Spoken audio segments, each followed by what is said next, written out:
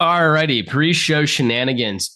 So if you guys have been following along with the podcast, or even if you haven't, it's a pretty consistent thing that we talk about. Grant and I have a generation, or had, I said, should say in past tense, a generational curse against the Dodgers. Whenever we would both go to a game at the same time, it would be the pitcher of that game, the Dodgers pitcher of that game. It would be their last ever pitching session for the Dodgers in their career. Either they'd go get traded, they get cut, they'd have a career-ending injury, or other things would occur for them, including Still looking for that third variable, folks. We are still trying to figure it out because this past season, well, maybe this is the third variable, Grant. We're about to go over it. But like two years ago, Grant and I were at the Dustin May final game. Before it might that, have to be a notable pitcher, but continue. it might, well, maybe. But the guy after Dustin May that replaced him also had his final game that day as well. He got traded like the next day. But I believe within season, 48 hours, yes, yeah, he was no longer this past a Dodger. season. I think I missed the 2023 season. I don't think I went to a Dodgers game 2023. I don't think I went one that year. So skip that one. So there was nothing going on. This past year, 2024 season, Grant and I were back at the games together, and we didn't have any issues this season. So looking for the third variable. Do you remember who pitched when we went this year? I think. Yeah. Well, this is what I'm about to get there. I think I found the third variable, Grant. I found it. I think you remember how people were talking about how the Madden curse skipped a couple years because it decided to keep hitting Antonio Brown. Oh yeah. No, it took a couple of years off. I think that we might have done that, but with Trevor Bauer. I think that the Water Boys curse might have decided to leave the Dodgers alone for a little bit and just keep hitting Trevor Bauer. Did we transfer the curse to Trevor Bauer? It might have just been. It might have just once he was like acquitted. Once he wouldn't pitch in Japan, it might have just. We might have traded the curse for Roki Sasaki and Yamamoto. That might have been what happened. Okay. It was like, hey, Trevor Bauer's in Japan. We'll let Japan and him have the Water Boys curse, and we'll take Yamamoto and Roki Sasaki and Shohei Ohtani. Yeah, that could have been it. That could have been it. Yeah, I'd say Trevor Bauer, timeline wise does add up. And when you bring up Trevor Bauer, it had me thinking. Now, if Trevor Bauer pitched for the Dodgers the past 3 seasons, I believe he would be a free agent this offseason. Like in a world, I think, because he signed like a 3-year, $150 million contract. Yeah. Short deal, but crazy average value. But when I think of that contract for him, it kind of coincided or added up with Ohtani. And like that had me thinking like Dodgers, the plan was always like when when Ohtani hits free agency, we are all in. Like but also them getting Trevor Bauer's money off the books, they just started. Yeah, no. It was like a free reset. And remember, the only way to get an MLB contract off the books is if that player is suspended. Yes. That's the only way. If a player pulls an Anthony, you're still paying them. I also, just generally speaking, so Trevor Bauer is currently pitching the Czech Republic. All right. He was in Japan, then maybe Mexico or something. Now he's in the Czech Republic. Very big fall off from the MLB. But Grant, I was just sitting here and I was thinking, like, this guy, obviously, there's reasons why he's not pitching in the MLB. Very obvious reasons. But this guy got shelled by a Barstool employee, by knockoff Shohei Ohtani. Like, he's getting shelled in like Aaron these Fudge, other leagues. You mean? Yeah, he's getting shelled. Shohei Ohtani. But he's getting shelled in these like extra like international leagues. Like, I'm just thinking about him pitching for like this guy might not even be an MLB pitcher as it is. Like, can you just imagine him being, if none of this other stuff happens and he's still pitching for the MLB, the sticky stuff is gone. This guy sucks. This guy's awful. I'll be honest, when Trevor Bauer exposed the spider tack, that was like the funniest. It was so funny for me in the MLB, where he goes on MLB Network like a couple hours before a Dodger game, and he just has his palm up and the ball's stuck, and he goes, "So, guys, what substance do you think is on my hand?" And they're taking a guess. He's like, "What if I told you the only thing on my hand is rosin and sunscreen, and it still sticks like this?"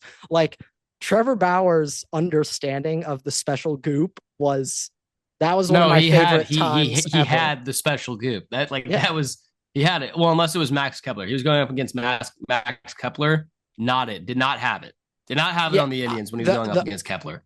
Yeah, the other thing with Trevor Bauer, which was just very funny, there was a period of time where he would actually like give very insightful, like now, and I mean, you and I are not ever going to be MLB pitchers one day. We You just never killed my dreams, Grant. I'm so sorry. I know you could have been a mean I've been single working low really, leverage really reliever hard. I've been working for really the hard. Tulsa Red Hawks. I know you could have done it. I would But personally like to pitch for the Trash Pandas, but ooh, whoa. You're talking about the elite of the elite. You don't just get to pick to be on that's the my Rocket bad. City That's Trash my Pandas. that's You're my selected. that's my bad. You're That's my bad. selected for the Trash Pandas. Yeah, one of these days, it'll probably be coming up here pretty soon. I'll go over my top 30 minor league MLB team names because I could make a top 200. We'll just limit it to 30 yes. though. Yes. But that'll be coming up here soon. Also, my How Are You Still in College basketball team. I've had the Cogs and the Waterboy Awards have to come up pretty soon too. Oh yeah, Everett, I found out recently, Everett, did you know there is a 26-year-old player on the Creighton men's basketball team who got 26. Married?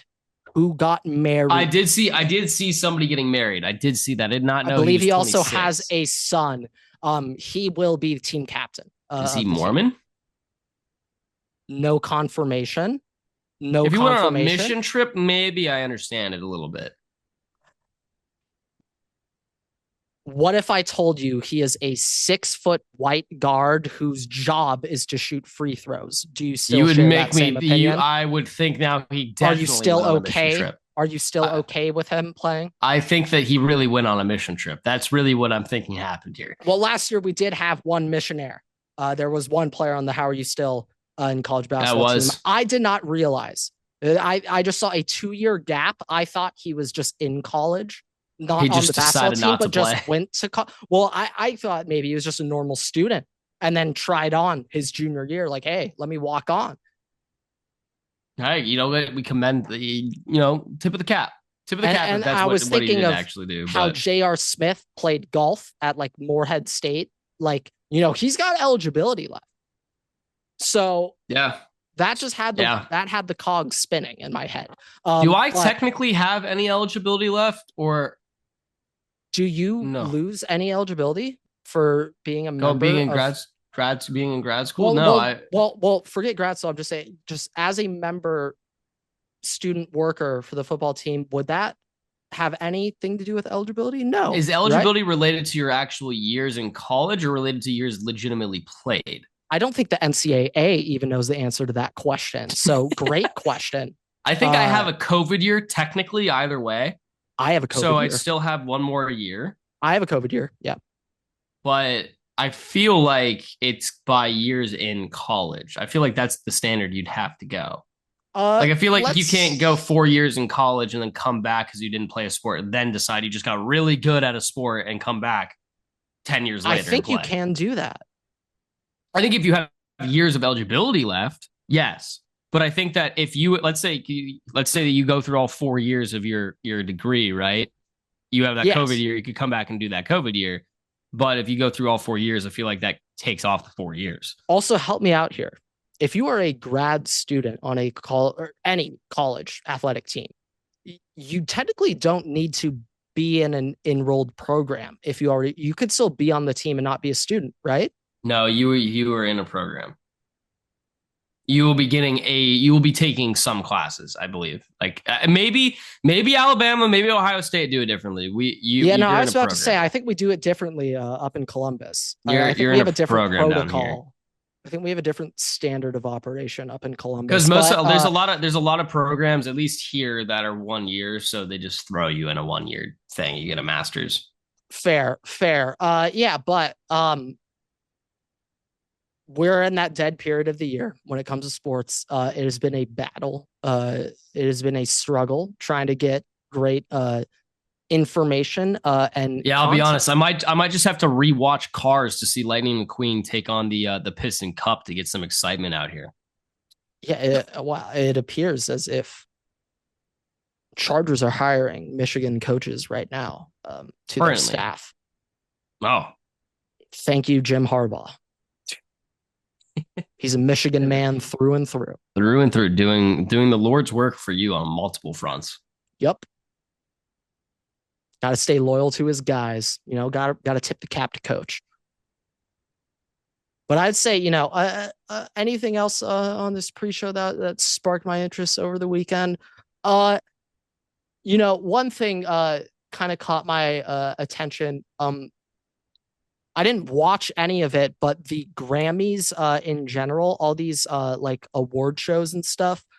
I saw Timothy Chalamet. SAG was over the weekend. Yeah, I think it was. I saw Timothy Chalamet won Best Actor, but not for Dune.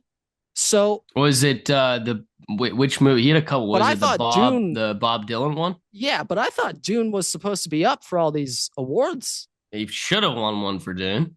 Right? Like, Dune. I mean, he won one either way, but dang. Yeah, no, but I was like, I didn't see the Bob Dylan movie, so I'll put a finger. I did not either. Hey, I did not either, and he's from Minnesota. Chalamet? No, Bob Dylan. Oh, I was about to say, wait, Chalamet is like the king of New York right now. I was about to say, is he faking? Is he faking this? But yeah, no.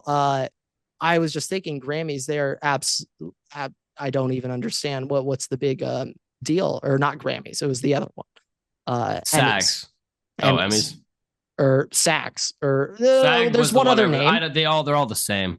Oscars. Golden Globes. It was the Oscars, right? Is that? Yes. SAG? I don't know this. I don't know any of this. I have no idea. I know that's a question I could ask my sister. My sister will know. My sister would know the answer to that. I didn't even know that.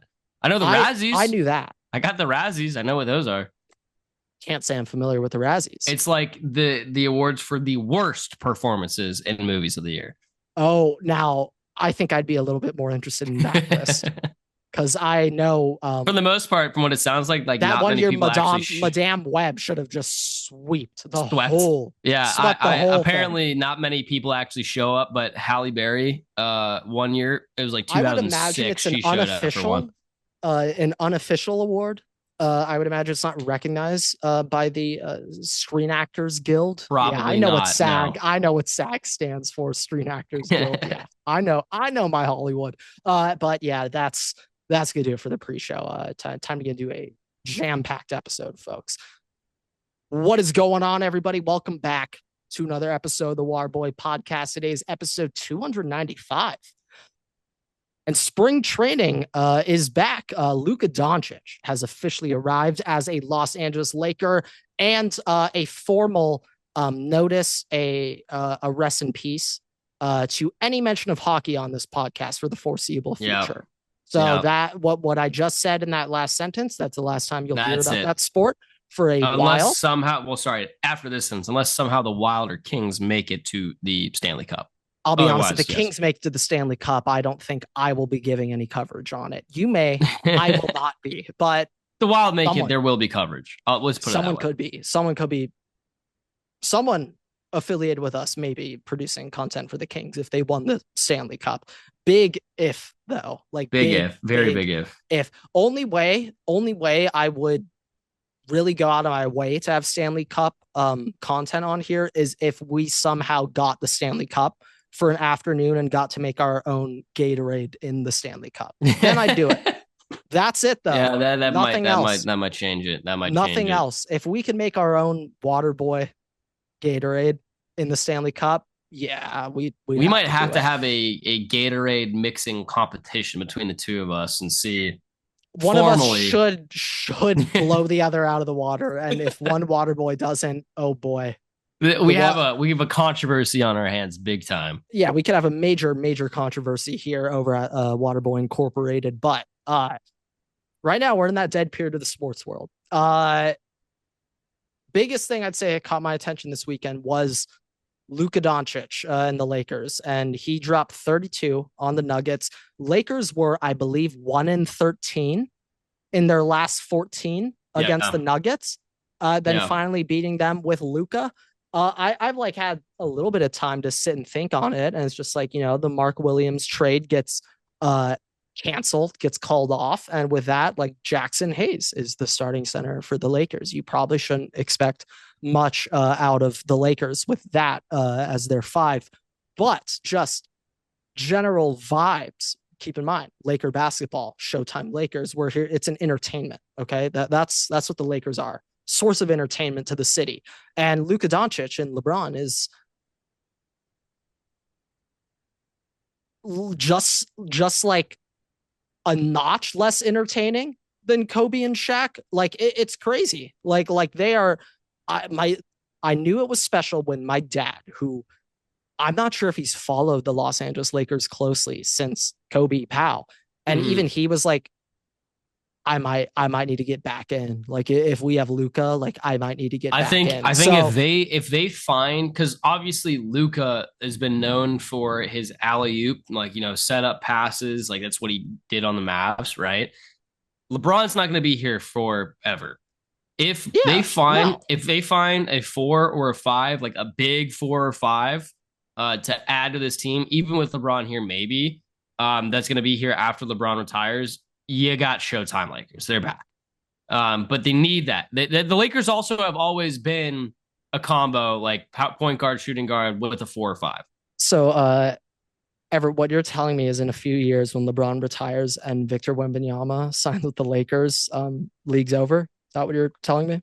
That or somehow Zion Williamson comes to the LA Lakers. All right. One thing about Zion, I know this. You're a little bit more versed in the world of Zion Williamson being in New Orleans, but I saw a stat the other day which blew my mind. Everett, did you know Zion Williamson is the most double team player in NBA history since I did when he entered the league?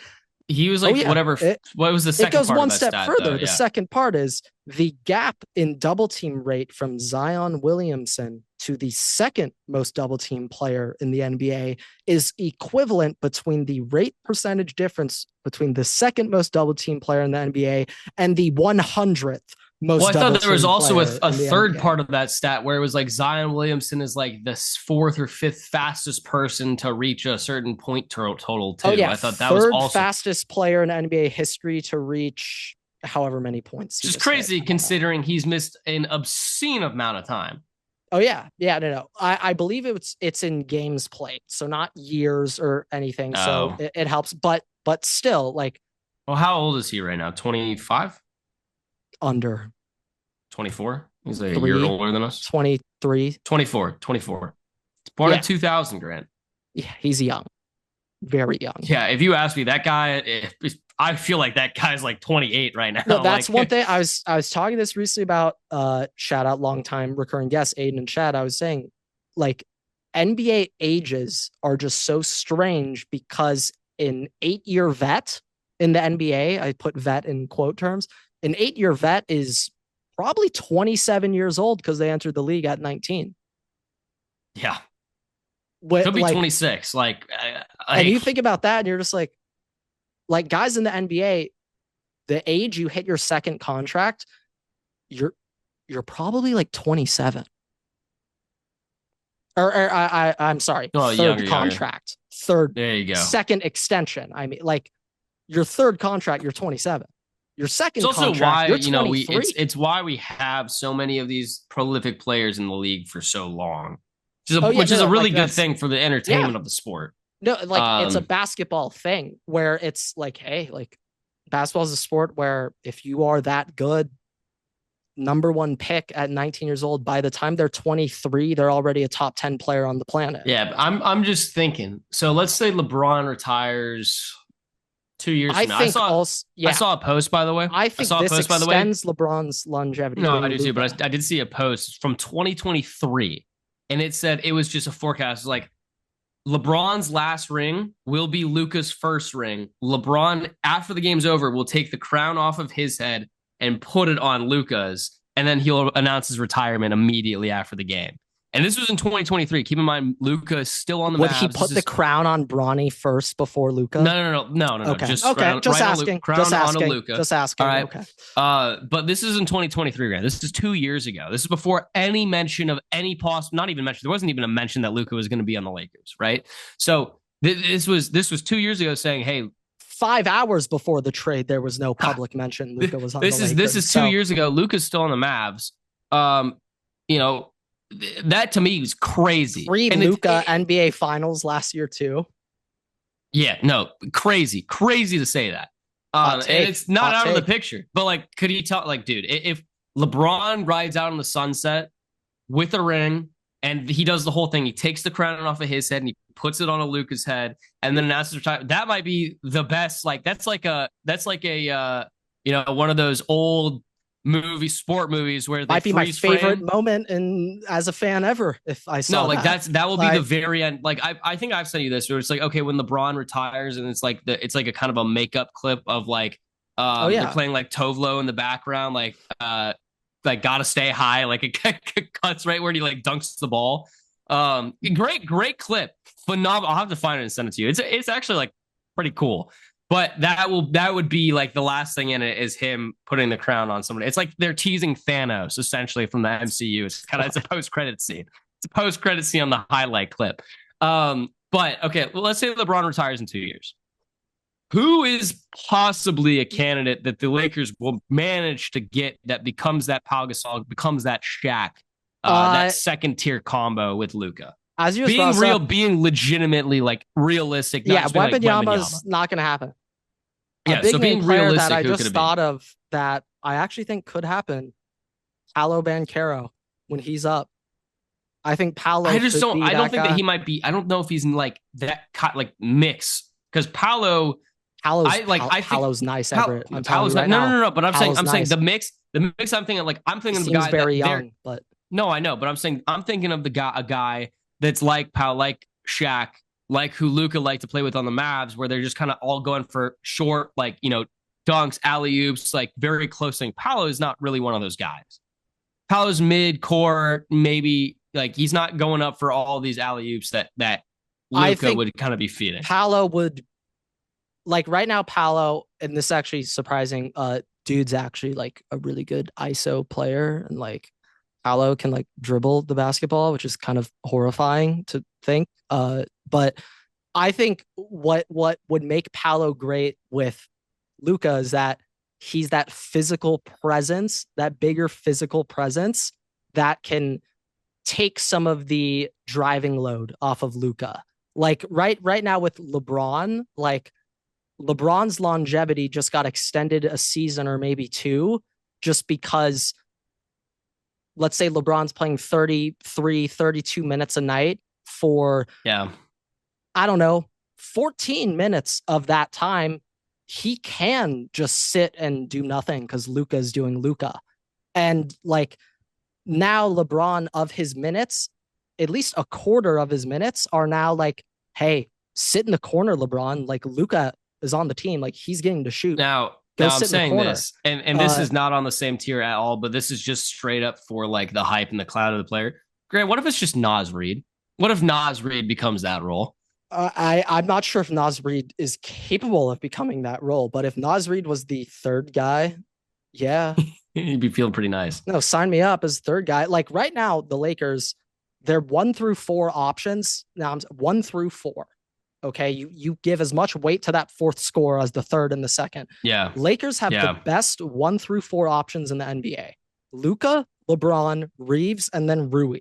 Now, like Rui, it's like, okay, Rui, if he's your third option, you're like, oh shit. But for your fourth option, yeah, like Rui's an excellent fourth option. I'm just trying to think of guys that gives me vibes, that makes me feel the way that I would feel watching Shaq and Kobe and Powell.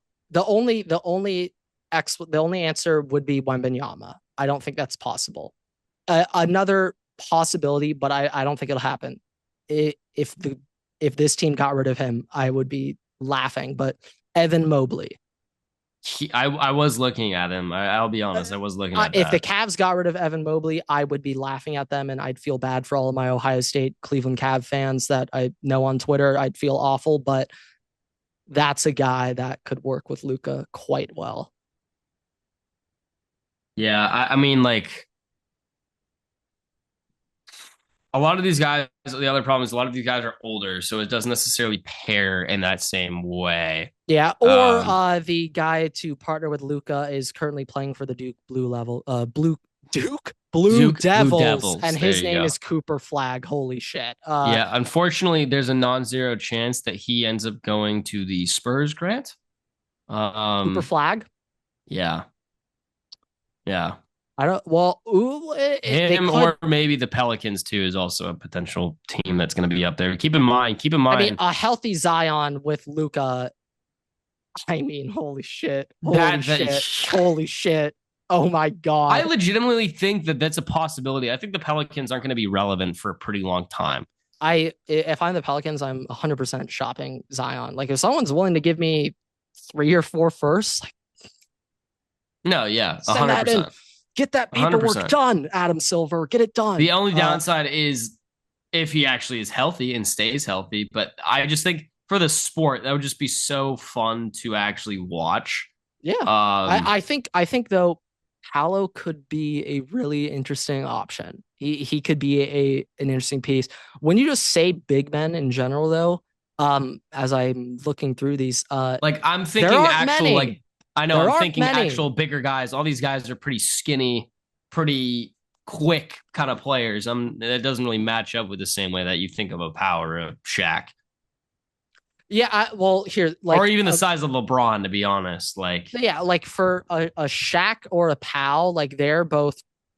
I mean, Shaq's just he's built in a lab. Like there's only one Shaq. Okay, like you're never getting another Shaq. How athletic that dude was.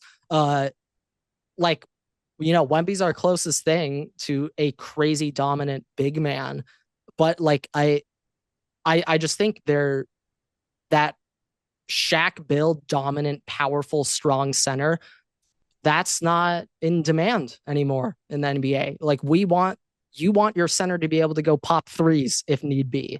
Like you want your center to be able to dribble a little bit if need be. Like that that strong brute down low center, it's I kind will of be honest, faded out. it has faded out a little bit, but I think if you had a team that did it right, they actually might be one of the It works in like some circumstances. Like I know, for but I'm example, saying like a like Gobert there's when so he was many with Cat. teams now though that don't have that kind of player that if you do have that player and you go up against like they're not going to have a really hard time to stop them. Like it is in a situation now where these teams are All so right, no, actually, no, I calibrated. got it. I actually got it. Um, the trick for the Lakers to have a big man, not that crazy well known. I've been a massive fan of him over the past couple of years. He is a Turkish center by the name of Alperen Sengun.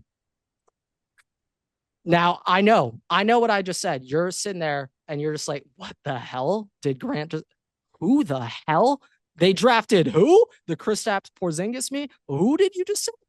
This dude Alfred Sengun Everett is a straight. He might actually be the next Pau Gasol, in the sense where good passer, can shoot a little bit, plays solid defense. He will be okay being the second or third option on the team. He's not trying to be the star of the franchise. He will gladly be Luka's wingman, and maybe there's some white European guy, so some love there. Luka wants to partner with Sengu. I don't know. Maybe. I thought Luka with like Porzingis, even though I'm pretty sure they hate each other. I think their countries have beef. Yeah. I could be Yeah, no, wrong. I don't know if that'd go over well. I think Sengun could actually be that guy, and he wouldn't be crazy expensive. Like think of him as a pal. Like you're not gonna Wembenyama, you're not gonna have a Kobe and Shaq, but you're Kobe and pal. Like Sengun can be that pal, that number two option. He'll still average 20 and 13 a night, but like when I look at Luka's past couple of seasons on the Mavs, his stats, the dude's been averaging 35-point triple doubles. And You just need a good LeBron, depth system, really, with him. You got your hand on the mute button. good call. If LeBron is on the team with Luka, Luka's not going to be averaging 34-point triple doubles. Okay, like No, no. LeBron's going to also average 25, 8, and 6. Like they're both going to take away from each other's points and assists. They're going to take away. But one thing I was hearing on the ABC broadcast from Richard Jefferson for the Nuggets Lakers game, they were talking about Luka Doncic under the Mavs and some different systems they put Luka in and some things that succeed. And a very common strategy that the Mavs used, Jason Kidd used with Luka, was you put Luka on the court, not to start the game. We're talking like second, third quarter, where the other team has some starters on the bench. Leave Luka on the court and surround him with 4 defenders. Okay. On defense, you're going to get stops. You're going to get stops. And on offense, there is one player on the court. His name is Luka Doncic. Everybody else, space, get out of my way. I'm one-on-one ISOing for the next 9 minutes. And it works. It might work. It might works. Work. That's why it's crazy. It's because it sounds crazy. You're like, all right, we're not doing Allen Iverson. You get to ISO for the next. No. Like for Luka, it's actually a really good strategy surrounding him with 4 defenders, and you let him literally ISO by himself for the next 17 possessions. I don't know if there's a situation where you ever actually see the team taking a risk like that to do that. Well, I don't think it's that. Well, the thing is, you only use it when the other team's benching starters. So when it happened with the Nuggets, I believe they did this when Jamal Murray was like the only starter on the court for the Nuggets. So in a way, it's Luka and 4 bench warmers versus Jamal Murray and 4 bench warmers. We know who wins that. Luka and the 4. Well, that's a different situation. No, yeah, it's like, it's situational basketball. It's all situation based. But like, I loved hearing some of these clips from JJ Redick where he was talking about like before the game, he went up to Luka and told him like, I want at least one Luka blackout episode. And JJ Redick described it as, I want one moment where you make a crazy play and you're so excited that you just start screaming randomly, not at anyone, but just screaming and you black out and you become Luka Doncic. And JJ told Luka, like, I want you to be Luka Doncic again today. And then Luka hits a crazy step back, goes Luka mode, starts screaming at an inanimate object, and then goes on with his game. And like, that's what the Lakers need. I do love people are recircling LeBron.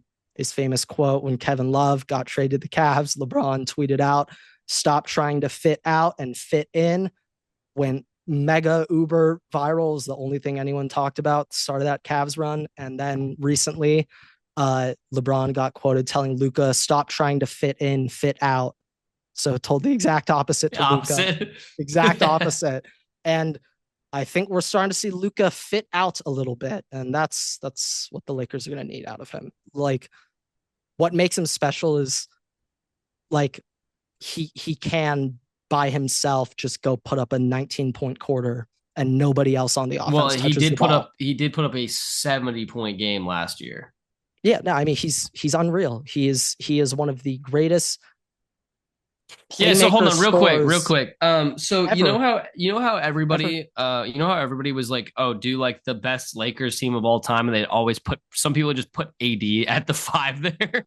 It was like, dude, what are we doing? It's really hard to make a top 5 Lakers starting 5. Luka's still coming off the bench no matter what, by the way. But well, I'm just thinking for point guard. Magic. It has to. Like, I'm thinking, is there any way you could bump Kobe goes to shooting? He goes at 2, unless Luka's playing the 3. No, well, unless Kobe plays the 3 and Luka plays the 2. Yeah, I'm thinking of like bumping things around. Is there any way you could bump things around? But maybe Kobe plays 3, Luka plays 2, LeBron plays 4, Kareem plays 5. Kareem and Shaq are on the court. They're both. One of them's getting moved to power forward. I don't care who. Probably Kareem's getting moved to the forward. Kareem. But yeah, they're both on the court. But if you do that, then Kobe Bryant's also on the court, and Magic Johnson is on the court, and so that leaves your 3. And so you have LeBron James, Elgin Baylor, and James Worthy. And personally, I'm going with LeBron James. So yeah, Luka's coming off the bench. Yeah. No, I mean, I don't even know if AD counts. Yeah, he might. He might not. I'm not even lying. Like, he might not make. He might not count. Yeah, there's a lot of really good big men in Lakers history. Wilt is on the bench in this. Wilt Chamberlain's on the bench in this. Keep that in mind. Yeah. Oh, Jerry Jerry West is on West. the Jerry bench. West coming off the bench. By the way, my favorite fucking thing in 2K, I always rip Jerry West. Yeah, Whenever we no, do that's threes, I do. still that might be the craziest take that you've had on this Dude, podcast. Jerry West is it your blacktop works. 2K player. That's It works crazy. so well. You just rain threes, and it's unstoppable. The green light, every shot, it's unstoppable. Yeah, I was thinking about like objectively who my blacktop guys. I like almost strictly pick Kevin Durant or Melo. I'll have to show you one day. every single time. I'm gonna have to show you one day the power of Jerry West. I mean, just while you bring up the all-time 2K teams, the all-time Laker. Oh my God, the all-time Laker team. Oh my God, like the battle for the last spot on the team. I think it's.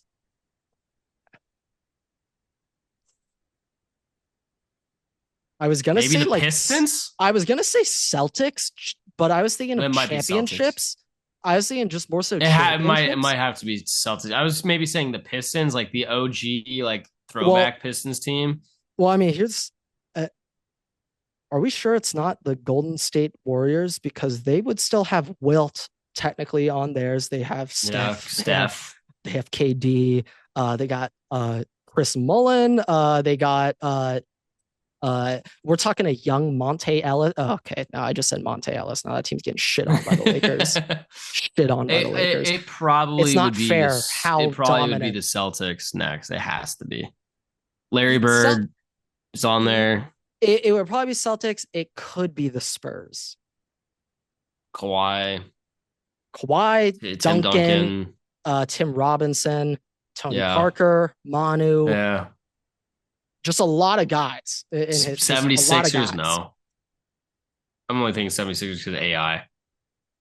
I'm thinking AI. Sixers could actually really be up there. You have AI, Dr. J, Moses Malone. They could be really up there. Well, Chicago Bulls. Should we both go to hell? Wow, that's bad. That's bad. Oh, yikes. Derrick Rose starting in there. Derrick Rose is there at the one, but I know. I'm aware. Yeah. Does Kobe Bryant technically count? Well, he would technically be a Hornet. Oh, that's right. Well, no, it was the manufactured possible trade that there was. The possible trade was to the Bulls. It was the possible trade. Also, we'll wrap up this NBA. I'm not sure if I said this, or if I mentioned this to just like you on text, or if we said this on the pod, but Lakers have had a top 3 player at worst in their decade, in every single decade since creation of the franchise. We have not discussed this on the podcast. Okay, well, here, let's go through it real quick. 60s, I guess 70s slightly include Jerry West. And yes. I also believe at that time Elgin Baylor was on those teams. I believe so. So there's 2. 70s, 80s, or more so like 80s, 90s, Magic, Wilt, Magic, and Kareem. Yep. 80s, 90s, like you problem is you get to that span of the early 90s. We omit those. Yeah, those years are not on there. God, good thing Lakers have a 99 championship, so they could technically still have a ship in the 90s, because the 90s were not the Lakers decade. Then you get Shaq and Kobe Bean. Then you get them late 90s, 2000s, early 2010s, Kobe. And then you get LeBron James and Luka Doncic, end of your 2010s, start of your 2020s. They've had a top 3 player in the sport in every decade. Omitting those horrendous 90s, technically Shaq and Kobe are at end of 90s. So like technically every single decade they've had a top 3 player in the sport. Now I'm trying to just think, just on a basic term. I don't believe any of those players from the 90s until now were originally drafted with the Lakers too, by the way. Oh, yeah. Well, that's the other thing. Majority of the guys I just listed were not drafted by the Lakers. They were not. No. Kareem, I believe just Magic and Wilt Jerry. Acquired. Shaq acquired. Kobe technically acquired. Magic drafted. Kobe acquired. Al Gasol acquired. LeBron James acquired. I think Luka Jerry West acquired. was home. Jerry West was homegrown. I'm pretty sure. I don't think there's any random trades went on with that. But so I think it Yeah, was but just Magic and Jerry. yeah, I do think though that that's a little bit more of just kind of this the nature of the NBA Yeah, no, compared to it other is. It leagues. is. It Free is. agency is a much bigger deal in the NBA. No, 100%. But it's just kind of interesting. Like, I mean, all these guys, even if they spent all of their career basically with the Lakers, they were not originally drafted by the Lakers. Yeah. But I do think though it's an interesting part is you see a lot of these guys when they look back at their time in the Lakers. It really helps when you win rings with them. That helps. But like they all love the Lakers. Like when Shaq I mean, talks about the also to Lakers, add he's another glowing. layer, Like though, each of those players that you're considering top three have have won a the championship, at championship least one for the championship. Lakers. Yes. Yeah. So Which is Luka, also you're on deck, crazy. buddy. No, I know. But what we've been saying past couple of weeks, like I think just Luka getting traded to the Lakers will be the most exciting moment in his Laker career because we, as we just said, we expect at least one championship. If he only gets one, that's a disappointment. You'd expect multiple. That's kind of the standard that's been set by past Laker stars. They win multiple. They don't just win one. Well, and so I guess by that basis, LeBron will win one more, which will be Luka's first, and then Luka will have to win one more by the time his career is over. Which, by the way, there's no way that the Lakers are letting Luka ever leave LA. So, nope. He will always be there. The one thing the Lakers do well, they will always stay relevant. They will always stay somehow. Even in mid 2010s when they're rolling out lineups with Robert Sacre and Ramon Sessions and Ryan Kelly, even in those dark days, like the hype around Los Angeles when Lonzo Ball got drafted ever. I don't know if you remember. I remember. Hype. Like Laker basketball will always be relevant. It does not matter what is going on. They will find a way to be relevant. The front court, we're going to have D'Angelo Russell and Lonzo Ball. Well, at that point, D'Lo was gone. He already had his incident with Nick Young. But that's right. Lonzo, yeah, he was on the Nets by Josh that point. Hart. Yeah, and good on the Nets at that time. I know that probably was the best stage of his career.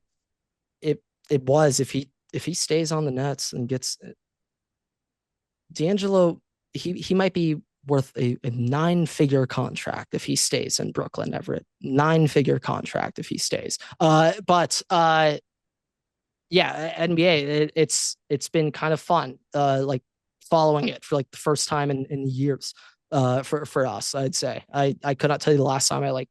This is the longest we've spent talking about the NBA. This is about a full episode of NBA content right now. Oh yeah, 100%. And while you're just bringing up big men, another big man that might be able to work, maybe Sabonis works with Luka. I was thinking Sabonis, but I think he might be aged out by that point for it to technically work. Well, once again with NBA ages, guessing game, Everett, how old is Domantas Sabonis? How old? 27. 28. So older. So that still would be in the age. That old though.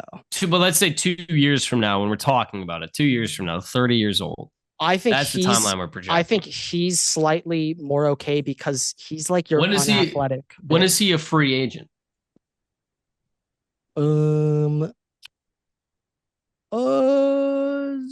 Bonus contract.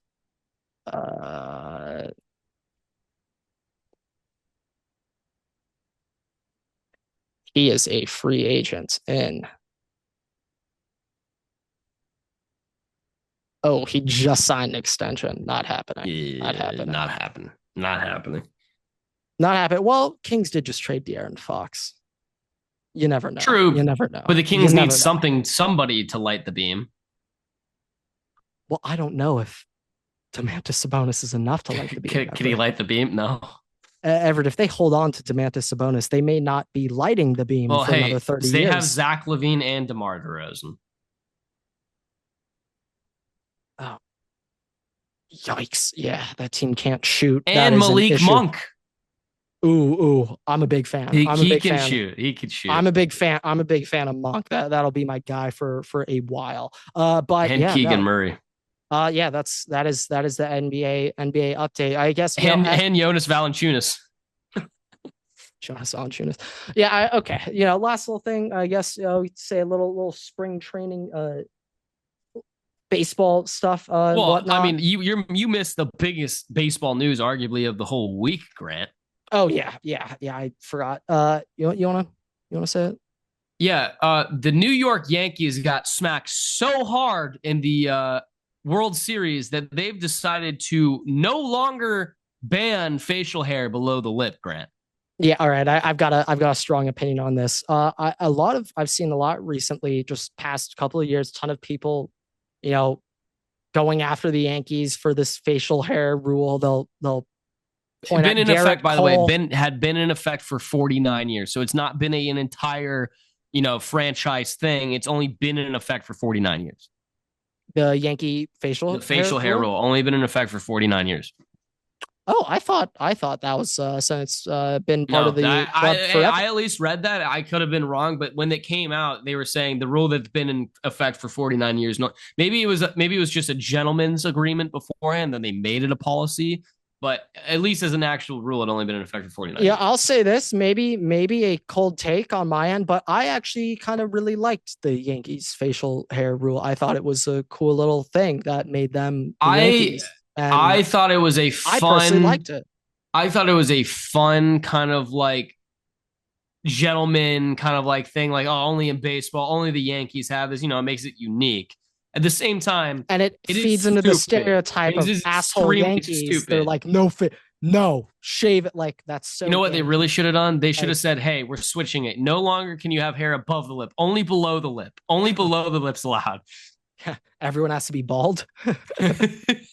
No Everything is eyebrows, no facial eyebrows, hair. It's everyone. facial hair specifically. Only facial hair below the lip, not above. Those eyelashes better be gone by opening pitch. I personally liked the Yankees facial hair. I thought it was just something I that made think the we're still gonna Yankees see some Yankees. And guys.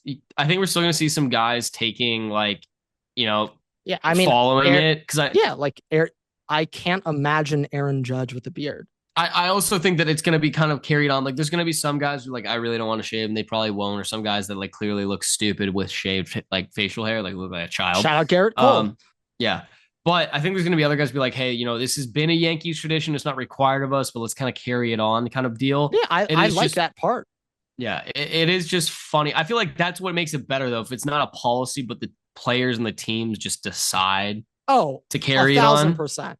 Oh, 1,000%. It So would make it better. I just they think would. It'd that's also be funny if they made it so now you're required to grow facial hair. You can't yeah. be babyface. You have to have I was facial just hair. saying I love that they I believe it was George Steinbrenner held like a 30-minute press conference about it. And like in my opinion, these are all reactions to the Dodgers. And like, hey, Yes. I mean, I as I wouldn't be can surprised. as I can sit back and reflect, I do think it was slightly odd how open our players were with just shitting on the Yankees. I personally, when looking back on it, am kind of surprised that they were felt comfortable doing it, but I can also kind of understand like, hey, everyone's been talking shit about you for the past like decade, like saying you all have a fake Mickey Mouse ring, you don't have a real one.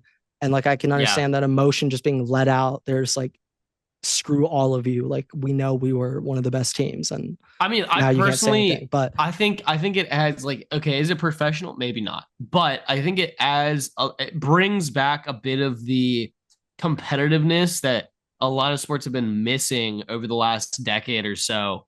yeah, And I think that I, that's yeah, what makes it kind of fun because when we were talking about hockey the other day, going back to hockey, saying it's we the weren't going to only talk about it, league. It's the only league that hasn't gone soft.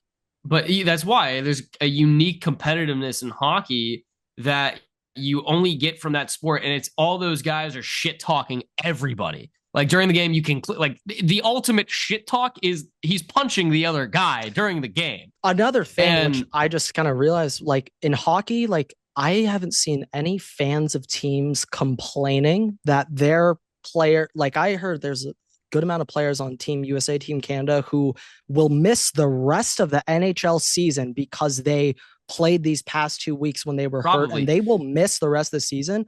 I don't see any of those fans complaining. For But like, MLB, Frank the Tank literally wanted to disband the entire World Baseball Classic after Edwin got hurt. Like that, like baseball but fans, we do not want our players playing that shit. And but like the fans also are a problem. I think that it's a little bit different at the same time. It is part of the fans' realm, but I do think that the basis of the competitiveness between the teams specifically and having these teams chirp each other and just kind of Fair, yeah. trash talk each other is a little bit refreshing, because that's something we would have seen 10, 15 years ago. And we haven't seen since then. Like the NBA, like the closest thing that I think we've gotten to that is the God, what's his name? The Stink. He's the Timberwolves guy. Stink walking up afterwards. What's his name? Pat Bev doing the stink nose. Like that's the closest thing that we've probably gotten over the last decade in the NBA. That's remotely close. I could be forgetting something, but that's remotely close to trash talking kind of during a game and about your opponent specifically. In the NFL, that's not allowed, period, because you get fined maybe $300,000 for even commenting about the referees. So trash talking about another team is completely off limits. And we already know the NFL is kind of going soft in the degree of that. So I think for the MLB specifically, where, you at least have something where it's like, okay, maybe you beam a guy if you're a little upset during a game. And we have field storming, we have rushes all the time every single time you got the pitchers storming from the bullpen coming down. Like that's a great clip. That's fantastic. But, it's still, those are only here or there. It's clear, benches clear. It's not a consistent thing. And obviously you don't want it to be a consistent thing, but the one thing you can have consistently is to show competitiveness and show like, hey, let's beef up this rivalry a little bit more, especially World Series. You have West Coast, East Coast, Yankees, Dodgers, huge thing. Like that's what you want to see out of your players, because it only makes the stakes higher. Yeah. I just thought like re-listening to some of the player interviews, like just listening player like them really like go in depth, being like, yeah, well, I mean, like we knew like Yankees like defense, like we knew they made the most air, and they just keep going on and on. And like Joe Kelly recently was just dragging Garrett Cole, saying like, yeah, the other week I went to my 8-year-old's like little warm-up practice, and the first thing that every pitcher did for the first 30 minutes was cover first base. And like he's going on about like, my 8-year-old knows to cover first, but that Yankee pitcher forgot. Like this is what I'll say is like that I love to see, but also like NFL, right? You rarely, if ever, I don't like you maybe once in a blue moon hear a player say, I hate that team. I like Vikings. I hate the Packers. Yeah, you don't see it. Or whatever. Like you have fans saying that. But you really don't see players being like, this is a rivalry. I hate those guys. I absolutely hate that team, right? The MLB, you kind of get a little bit like, it's even like what the Lakers and the Celtics. The reason why that's such a big thing is everybody, Lakers, fuck Boston. Everybody in the songs beat LA, right? Like that's kind of the difference. And it's not just the fans doing that, it's the players taking that and they take it on the court every time they play that game. And that's what matters. And you see that in college sports, in the game, you hate Michigan.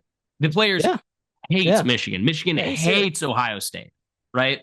And it's just, you don't see that as much in professional sports. So having that in the MLB to a degree is nice to see. To a degree, right? You don't want to actually. I do think like rivalry is a great thing about sports. Like we're like rivalries are a cheat code for any team to just get buzz. Like look at Canada, USA, just like that. Just like that, literally one game instantaneously. I mean, obviously already a rivalry, but instantaneously drew the public captivation over it. Yeah, but like, hey, at the end of the day, sports are entertainment. Like storylines drive sports. Like as casual fans, like we are interested in these storylines. Like greatest reality TV show of all time is the National Football League. It's the #1 reality TV program. It's been on for, I don't know, like 59 years. Yeah, just Super Bowl licks. It's the #1 reality TV show in America. And it has been for a really long time. So like that's sports it is entertainment, and all that is great and all. I'm just thought it was interesting seeing how comfortable we were just going after Padres, Yankees, I you name it. love that. No, yeah. Padres deserve all of the smoke. Yeah, no, Padres absolutely. They quite literally asked for it ever since they did that Kershaw crying thing. Yeah, no. The You're beg team you quite begged for literally it. asked for it. Yeah. Yeah, Like no. you, yeah, you brought it upon yourself, buddy. But God. yeah, other I guess little interesting baseball updates. Yeah, Bobby Miller seems to be back, seems to be throwing. He had a scary moment taking a 106-mile-an-hour comebacker right to the head. Uh, he seems to be in good places. Shouldn't be missing any crazy time. I saw Dustin May also back. He had an outing the other day. And the great news about Dustin now, I believe it's his second TJ. I believe. Yes. And a big concern after that second TJ is your pitches afterwards. When you come back off Velo. that second TJ, velo, but also spin rate. The great news about Dustin May, his curveball is back at like a 3,600 RPM, which would put him top 4, 5, 6 percentile in the MLB in spin rate. So Dustin May seems to have survived the second TJ. He seemed to have make it out, get For through. his sake, I don't think we can go to another game that he's a starter for. Like for Oh his yeah, sake. no. But Like salute. yeah, what another name that has really been piquing my interest past couple of days has been outfielder Zaire Hope. Zaire Okay. Hope He's been really peaking, making is an some eyes. outfielder that Yeah, I we pay attention. acquired. We acquired him along with Jackson Ferris, who are both top 100 prospects in the MLB. We acquired both of them for Michael Bush and Yency Almonte, I believe, last Yes. season or Yes. 2 seasons Last ago. season. Last season. But we acquired both of them. Neither were top 100 MLB prospects when acquired. Both are now top 100 prospects at center fielder and starting pitcher. The other exciting thing, so Hope, I've been hearing a ton of him and the plays he's been making in center field. He seems to be a great fielder already, has elite range, can cover a lot of ground. But also, I've been hearing him getting some hits, get some knocks. Like he's also hitting the ball well too. But with Jackson Ferris, with him, what has me really excited, he's a lefty. I think he's a year younger than us, 2 years younger than us, maybe. But he's a lefty who tops out at 98. And you just don't find lefty starters who throw hard. And if he's at 98 now, maybe we can take him up. Maybe Maybe he we could can get to take him 100. up. He's only 21, I'm pretty sure. Yeah. I will So say though, like as a general basis, this lefties. last year was the end of the James Outman experiment. He's gonna get traded. There's no way that they hold like you've got Tommy Edman now that's in center. Andy Pages is still here. Zaire Hope's doing well. Like there's no Just signed reason. Conforto, who's a lefty outfielder.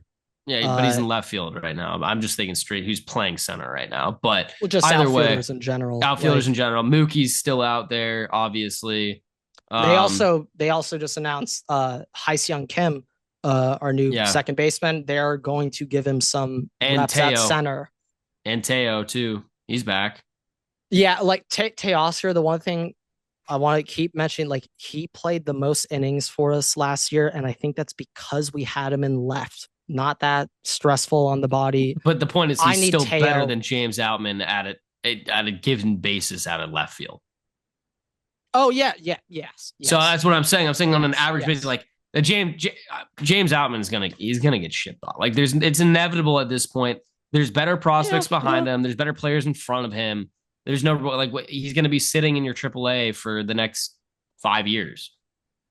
Yeah, it was kind of the same thing with Michael Bush. It was like Michael Bush is a 26, 27-year-old top 50 prospect in baseball. And last year we let Gavin Lux get that spot. So I was like, we might as well trade Michael Bush now when he's 26 and there's still a lot of, buzz around him. He's still a top 50 prospect. You might as well trade him now so you can like get something, or else, and if you wait 2 years, the value is just going to dip. So Yeah, I like mean the kind of value look at it has that dipped way. on Outman too, which is unfortunate, but Yeah. yeah. Like what one thing that I'll say, just when I think of just Dodgers or past World Series teams, like they all have hitters on ARB deals, pre-ARB deals, who are producing in the lineup, making nothing. And like this upcoming season, like Roki is going to be our prime example of a guy we have on a pre-ARB contract. Like Roki, I believe, makes $800,000. How many? We have 6 years of team control on him. Six and 3 years, 3 years of him on his pre-ARB. So he's on a renew 800K, 820K contract for the next 3 seasons. And he will be performing as if, this year, try to lower the expectation. Let's say he performs like a $10 million starter. Next year, let's say he performs as a 22, and the year after he's a 30 million, but we pay him 800K. So we save 29 million that could go to a new pitcher, an outfielder, whoever the hell. Shit. Guggenheim at this point, they don't care. Like, screw it. Come on in. Join the Dodgers. Come on in. We got a ton of room. But it's why Roki was so important to me is because we got him on that pre-ARB contract. Well, he's No, yes. 800K. Like, that's so cheap. You just that's a key thing. And another fun fact, Andy Pages, last year he didn't get enough service time to accrue a full season. A full season, really? So Andy Pages, if we wait to call him up this year, he's making 800K for the next 3 seasons still. Mm. You know? Mm. And when you look at that, you're like, hey, if next year Conforto's off the books, Chris Taylor's off the books, if we can have, if Paz is ready for the MLB and we just fill our corner outfield spot for $800,000 ever, Paul Skeens might be a Dodger. Holy shit. Paul Skeens might be a Dodger. That's what that means, everyone. If that ever happens, I'm just telling you right now, if you look at Dodgers, those off seasons leading up to Ohtani and how they were stingy, not extending Trey, not extending Scherzer, being stingy, not letting Seager come back, letting him walk, seeing all how they handled all that, it makes you think, like, if in 2 to 3 off seasons or 3 to 4 off seasons from now, if the Dodgers make 0 moves, then we're all in on Paul Skeens. That's what that means. It's assuming he hasn't signed a new deal by then, but yeah. He's not extending in Pittsburgh. That's nice. He's not extending in Pittsburgh. The Pittsburgh extension will be like 1 year. I'll be honest. 50K. I mean, we know how it's going to go. We know how it's going to go. He's going to end up. It's going to be between the Yankees, and that's will always be there. But the Yankees, the Dodgers, Padres will somehow get in there, but they're not even relevant in this scenario. And it's going to be like those 2 teams, and then maybe like Texas Rangers. Yeah, it's gonna be a Texas team, so them or the Astros. And it's going to be between those 3. And it's going to be between, the market. And I could fully, Paul Skeens, it might just be because he just has the solo upper lip, but like Paul Skeens got Yankees also just written all over him. So yeah, he seems like a Yankee, and yeah, he does. He gives me Yankee vibes. Succession plan. Yeah, but I also honestly, like, I even low key want the Yankees to get him, because then it makes me feel like there's a little bit of competitiveness in this, and I'm not just gonna have 6 titles in a row. We were saying this for years on the pod, but I'll only ask for 1 Dodgers Yankees World Series in my life. We got it. I'll never ask for it again. I just wanted 1 and we got it. I won't ask for it again. But like, before that World Series, I'd always thought, like, if that were to happen, like, I'd view the Yankees, like, stick to my stomach thinking about them, and that they would probably win. Now I have like I do feel bad for them now. I feel bad for the Yankees, which I never thought I would say ever in my life, but I feel bad for them. Like, they remind me so much of how our team was when we were on our initial run. losing to the Astros World Series, losing the Red Sox, like ton of talented guys, but we just make errors all over the field I mean, and that is just the one lose the getting the games. one nice thing though with the well, if you have a good owner, because the Dodgers had a bad owner and were very not good. Very bad owner. Very Very, bad. very bad owner If you before he have a made good the. owner, you will always stay relevant in the MLB. Yeah. That's the point of it. And if you have a good owner and you're a legacy blue blood team in the MLB, you will always Kind be of guaranteed. in the mix to potentially win a World Series. Oh, yeah. Win a World Series? Yes. So with that, like the Yankees, even though I know their contracts are kind of getting messed up here pretty soon, like they got guys who will be good, who are young, and they will be able to be in on a lot of free agents going forward. It's just gonna be whether or not they're gonna spend the money. Which I expect them to, but it gets hard when you got teams like the Dodgers just being like, dude, I don't care, write a blank check. Like, Yeah, I mean that's kind of like the way we're operating right now. Like the other day I was looking up, like I kind of forgot Teoscar Hernandez's contract with us is 3 years, 66 million. yeah. Yeah. What blackmail do we have on him? Like how did he accept that? Like what? That is called It blew my mind. wanting to win, Grant. No, but I'm saying like that's something you can only do in our No, position. yes. And I do think the Yankees not getting Soto back kind of complicates it a little bit. It stings, it hurts. I think though, for what he was asking for, I think at the end of the day, Yankees will be okay. Probably Letting fine. it They go need to fix across their town. bullpen a little bit though. I just thought like when Shohei signed his deal, I was like, 700 million makes sense because you have two players in one. The Soto 600, 500. I was just always like, whoa, whoa, whoa. I know he is Ted Williams, but he's not a good fielder. If he was Mookie Betts fielder, fine, 600 I get, but he's not. So like you're paying a guy that in 3 to 4 years he's probably still going to be hitting like an absolute stud, but he will be putting up negative defensive wars for you for 70% of his contract length. I don't want to pay that guy 60, 50 million a That's also year. kind of what you were feeling with Trey Turner too, as he was Yeah, no, getting older too. Trey's the same thing. Like Trey, I know he's really fast, but if you look at his fielding like numbers, like he's not a very good shortstop. He's not very good at like literally being a shortstop.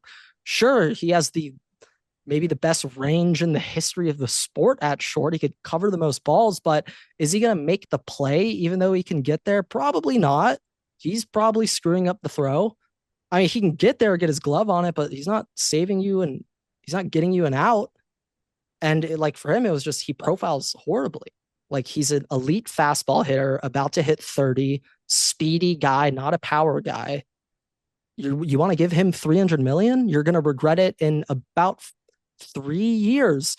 Phillies fans start regretting it in about 3 weeks, seeing him in a Philly I do uniform. also want to add though, by the way, like a team that's been really discounted out of all this that we are forgetting about is the Atlanta Braves coming back with Acuna. I'm never forgetting them. They're horrifying. But I've just said we haven't even mentioned them, and just like people haven't mentioned them, and people forget though. Acuna missed like the whole entire year. season, and Spencer Strider just missed the whole season. It's Dodger fans listening to this right now aren't going to like it, but as of today, right now, fully healthy, the Atlanta Braves have a deeper lineup than we do.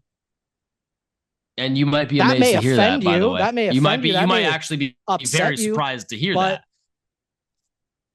Their lineup is deeper than ours. It is deeper than ours. They're back end killers. Like, shout out my boy.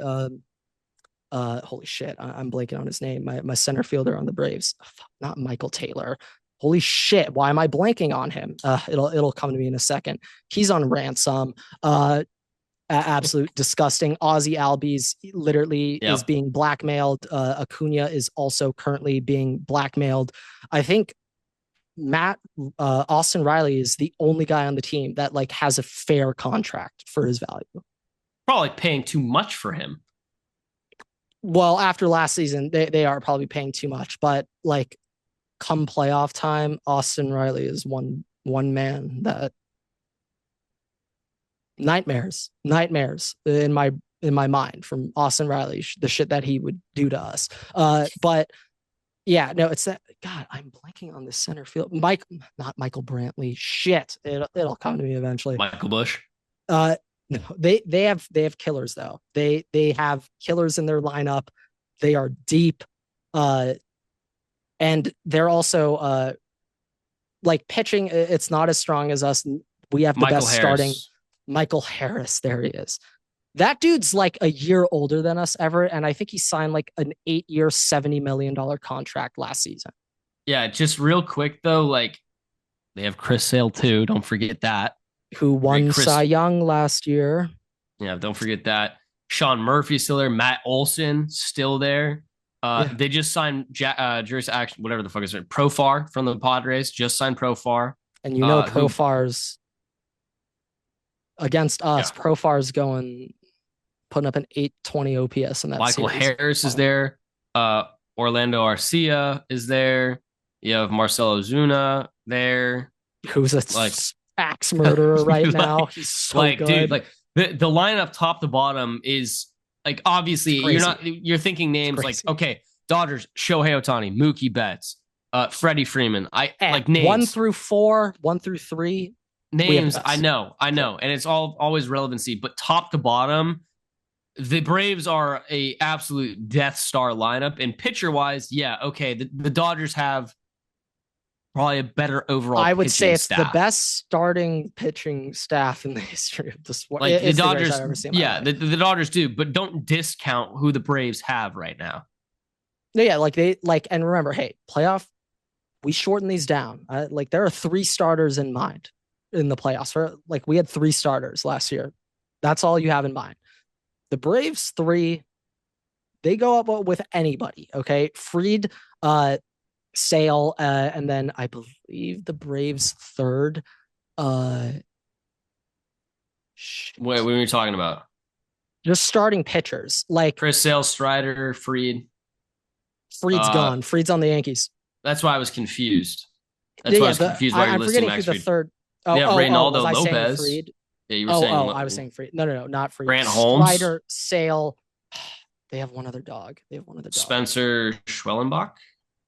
I'm just looking off in depth. Unfamiliar with Schwellenbach. I'm very unfamiliar with him, but I'm just looking about Schwellenbach with that last name. I'm just looking at a name. Yeah, I'm just trying to look. Ian Anderson. I recognize that. He's washed. But I recognize the name. Hey, he had a really good start against the Dodgers in 2020. Yeah, no, that's it though. The name wise, just their starting pitchers. They have Ian Anderson, Davis Daniel, I'm not familiar. Dylan Dodd, not familiar. Bryce Elder, not familiar. Domingo Gonzalez, not familiar. Reynaldo Lopez. I could be wrong, but I think Elder's really, really good. Do you have numbers for him? I'm not. Do I have numbers? Let me look. Are you looking at like a stat page or just depth chart? Like, I was looking through the roster, but I can look at their stats. 2024 stats: pitched 10 games, 2 wins, 5 losses, ERA of 6.52. His lowest ERA is 2022, 3.17. Not him. He had a whip of 163. Oh, yikes! Oh, throw that guy into the bottom of the ocean and leave it there. Yeah, Domingo Gonzalez, Reynaldo Lopez, Chris Sale, Spencer Schwellenbach, AJ Smith Shaver, Spencer Strider, and Herson Waldrip are their current starting pitchers. It's Reynaldo Lopez. This dude, Reynaldo Lopez, put up a 1.99 ERA last year, and I have no idea who the hell this guy is. Like they can just create. He's been he's been around too. Started with Washington and Chicago White Sox for how many years? 8-ish years. Then the Angels and the Cleveland Guardians, all 3 years. White Sox, Angels, and Guardians all in one season, and then came back to the Braves and just lit it up. He's been good though. He's been pretty solid though. How he ended up going through 3 different teams, I don't know. Stupid players like that'll just show up and just shove, and it pisses me off. But like, I just like Braves, because you can shorten down that pitching staff. Just go Sale, Strider, and Reynaldo Lopez. Like they can hang with the. It's not like we're head and shoulders better than their team. Like they're still right there. Like no, very scared. You have a Like, Ronald Acuna too. Like that is terrifying to me. Him yeah, like alone is terrifying. yeah, they're just extremely deep. It's horrifying to think like what they could be. But it's like, hey, like that's still my number one team, like circled, like oh, like Atlanta. Like I hope somehow Philly can just joke their way into winning another NL East. Like I would love that, but like if healthy, Atlanta's winning that East easy. Oh yes, yeah, yeah. No, Bloopers it's about to be gonna. chopping all You're gonna summer want long. to be on a separate side of the playoff bracket from them. Yeah, no, I just I don't want to face them. They're the most scary team in my I would eyes just for us. personally like the Padres to be over there in the playoffs. Just put them on that side of the Yeah, I bracket. want them to face each other. Someone take another team out. You guys take each other out. I don't want to get involved in this shit. You guys do it. Boom. I'll play Go the on. Mets. I'll take on the Mets. I'll take the Oh, Mets in that. I will gladly let the Mets take anybody. Take whoever the hell you want. I'll take I'm the not Mets. The afraid of the Dodgers. Mets. Dodgers can take the Mets. You I will am play not that afraid first of the round. Mets. Yeah, Play that in like first round. like Mets is just for them. It's like it was interesting that they had fight in them and their teams, but we like our team is so much better than theirs. I'm not scared. Like, I mean, So who much else will make it? better. The Reds met the Orioles. Well, that's on the other side of the bracket. But Yeah, no, no. Forget AL. Literally, there's not a single AL team that worries me. Literally, not a single one that I'm afraid of. It's all Orioles last NL. year, you're getting spooked by the Orioles last season. They're a fun story. They're like fun. They're young core fun, but it's like they're not Who's gonna come out of the NL Central? Is it gonna be the Reds? Brewers, I guess. No, it Brewers. kind of just suck. Yeah, they're all bad. Pirates, I guess, if they figure something out this year, maybe. Nah, Like I there's don't no know. chance. Literally no chance they could win. Like I'd say your wild cards, the Cubs, but no Cubs, no, like Michael Bush no. taking them to victory. Yeah, no, no, no, no, no. We're out on Chicago. Hey Chicago, what do you say? Cubs are gonna lose today. But I could see, yeah, Reds could do it. If our Brewers are likely the favorites. They have to be. That's the only. They They made have the to be. playoffs last year, and they have to be. Yeah, The no, Reds, maybe if they have something go right for them, no, no. that's probably. I mean, would you say that they're better than the Cardinals this season? I mean, Reds had a bit of a run, or That's what I'm thinking. Guardians. Guardians had a run. Guardians had a run. Yeah. Shout out Big Christmas.